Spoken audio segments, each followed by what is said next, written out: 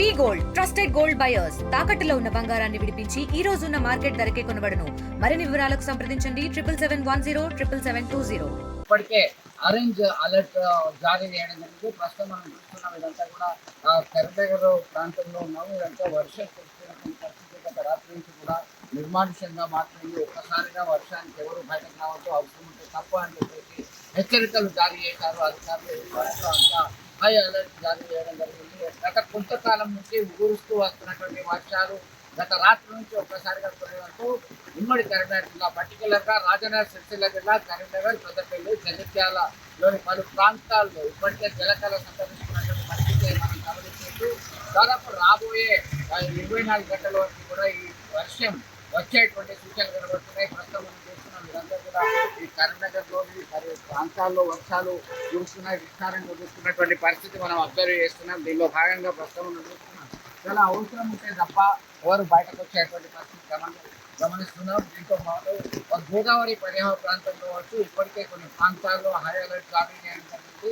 మీరు అవసరం ఉంటే తప్ప బయటకు రాకూడదు అని హెచ్చరికలు జారీ చేయడం జరిగింది. వ్యవసాయదారులకి కొంత ఆమోదం యోగ్యమైనటువంటి వర్షంగా గత కొంతకాలం నుంచి వర్షాలు రావట్లేదు, తాము నాటినటువంటి నాట్లు ఎండిపోయేటువంటి ప్రమాదం ఉందని చెప్పి ఆందోళన వ్యక్తం చేస్తున్నటువంటి రైతులకి ఇది ఆశావహ దృక్పథం అని చెప్పి చెప్పుకుంటూ వాళ్ళ ఆనందంగా వాళ్ళు మరింత సాగు చేసేటువంటి అవకాశాలు కనబడుతున్నాయి. అయితే దినసరి కూలీలు ఇతరత్ర వ్యవహారాలకు వెళ్ళేటువంటి వాళ్ళందరూ కూడా ఇబ్బంది పడుతున్నారు. తమ వాణిజ్య వ్యాపారాలు అలాగే ఇతర కార్యకలాపాలకు వెళ్ళే వాళ్ళందరూ కూడా కొంత ఇబ్బంది పడుతున్నటువంటి పరిస్థితి. మొత్తం మీద బయటకి రావద్దు, ఉరుములు మెరుపులతో కూడినటువంటి వర్షం కురుస్తున్నటువంటి నేపథ్యంలో విద్యుత్ ప్రమాదాలు రాకుండా కొన్ని ప్రాంతాల్లో విద్యుత్ అంతరాయం ఏర్పడుతుంది అని చెప్పి విద్యుత్ అధికారులు ముందుగానే జాగ్రత్తలు పాటించాలని చెప్పి సూచించడం జరిగింది. అలాగే స్టేట్ రెస్ట్ సంబంధించి డిజాస్టర్ రిలీఫ్ సంబంధించినటువంటి కేసు, అలాగే నేషనల్ డిజాస్టర్ సంబంధించి ఎన్డీఆర్ఎఫ్ బృందాలు సైతం రంగంలోకి